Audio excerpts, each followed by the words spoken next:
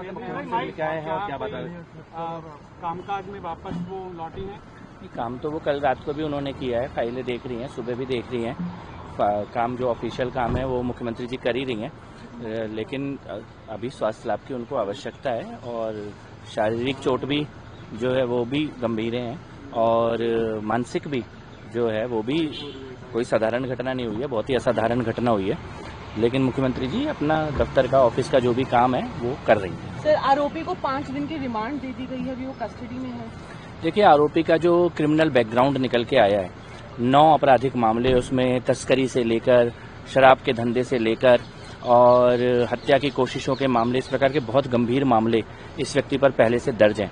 और यहाँ पर भी वो जिस तरह से आया वो बहुत ही पेशेवर अपराधियों के तरीके से पहले मोबाइल में रिकॉर्डिंग करी है, घर में गया है, घर में जाके लोगों से बातचीत करी है।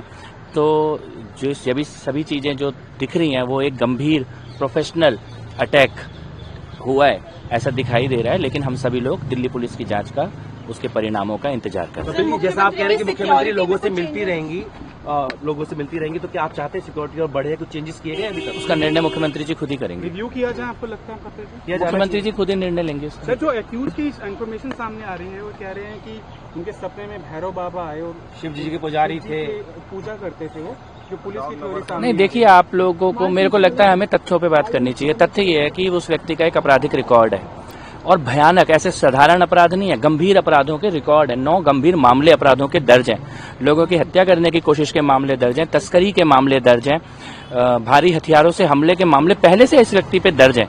तो मुझे लगता है हमें तथ्यों पर ही बात करनी चाहिए। और जिस तरह से वो आया है, जो उसने रेकी करी है, मोबाइल से रिकॉर्ड की है, उसकी सबकी सीसीटीवी फुटेज हम सबके पास है। तो मुझे लगता है कि ये दिखा रहा है कि प्रोफेशनल अटैकर था, प्लान करके हमला करना जानता था। और पुलिस के सामने भी और यहाँ से जाते हुए भी जो उसका व्यवहार है वो बहुत इस तरह का नहीं था कि कोई साधारण व्यक्ति हो, वो ऐसा ही था जैसे प्रोफेशनल क्रिमिनल जिस तरह का व्यवहार करते हैं।